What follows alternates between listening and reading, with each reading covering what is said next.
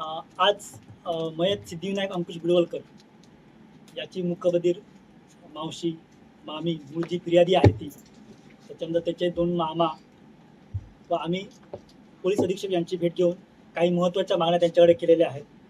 त्यामध्ये जे आरोपी आहेत, जे मुख्य 4 आरोपी आणि आज 5वा आरोपी अटक करण्यात आलेला आहे, त्यांना मकोका लावावा. म्हणजे हे जे 5 आरोपी आहेत त्यांच्यावर सिंधुदुर्ग जिल्ह्यामध्ये वेगवेगळ्या पोलीस स्टेशनला वेगवेगळे गुन्हे नोंद आहेत. त्यापैकी मुख्य जो आरोपी आहे सिद्धेश शिरसाट, याच्यावर Kudal police station, Nivati police station या ठिकाणी अपहरण, खुनाचा प्रयत्न, यासह जुगार यासह बरेच गुन्हे नोंद आहेत. तेथील माझ्या बाजूलाच राणे म्हणून आहेत, त्यांच्या मुलाचाही असा दारूच्या वाहतुकीमध्ये या दारू धंद्यावाल्यांनी सिद्धेश शिरसाट व त्याची जी टीम जी आहे, त्याच्या गँग मेंबर आहेत, त्यांनी वाहन चालवत असताना यांचा मुलगा जो होता त्याला ठोकर देऊन त्यामध्ये मृत्यू झाला. त्याच्यामध्ये सिद्धेश शिरसाट याच्यावर सदोष मनुष्यवधाचा गुन्हा दाखल आहे आणि ती केस कोर्टामध्ये चालू आहे. आम्ही आता एसपींकडे काही महत्त्वाच्या मागण्या केल्या. त्याच्यामध्ये सिद्धेश शिरसाट हा जो मुख्य आरोपी आहे, मागील 1.5 वर्षापासून त्याचा हद्दपारीचा प्रस्ताव प्राण त्यांच्याकडे पडून आहे.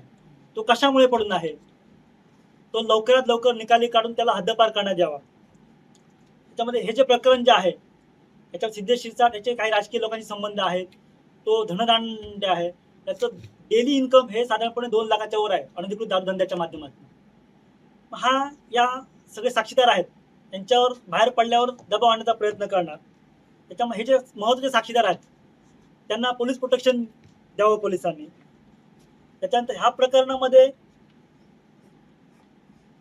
हा सगळा जो तपास होईल किंवा जे पुरावे दाखल केले जातील कोर्टामध्ये, हे मुख्य सरकारी अभियोक्ता यांच्या मार्गदर्शनाखाली व्हावेत.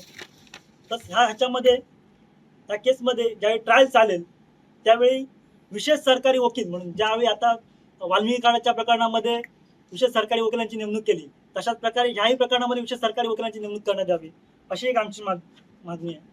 त्याच्यानंतर ही मुकबधीर मावशी जी आहे, तिचा एकमेव आधार होता मयत सिद्धिविनायक बिडवलकर हा. आता तोच हयात नसल्यामुळे किंवा तिचा खून झाल्यामुळे तिला कोणाचाही आधार नाही आहे.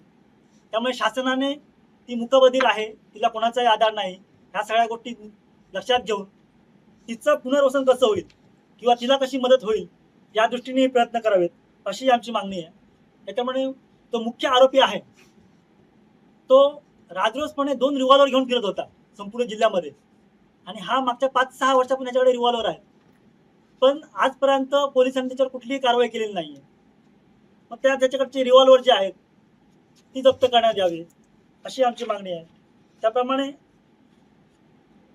सिद्धिविनायक बिडवलकर याच्यावरच्या काही केसेस होत्या, त्याच्यामध्ये कोर्टाकडून त्याला समन्स वॉरंट काढले जायचे.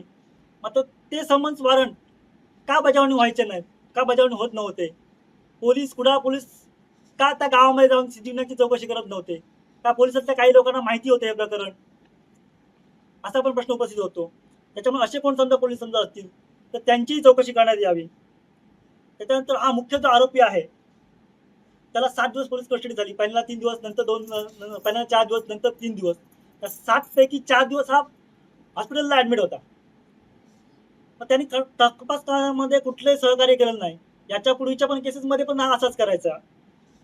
त्याच्यामुळे याला कोण मदत करतं का, म्हणजे पोलीस डिपार्टमेंटमधली काही माणसं मदत करतात का, किंवा अजून काही लोक राजकीय लोक दबावामुळे हा जेलमध्ये राहत नाही काय, अशी पण आमच्या मनामध्ये शंका निर्माण होते.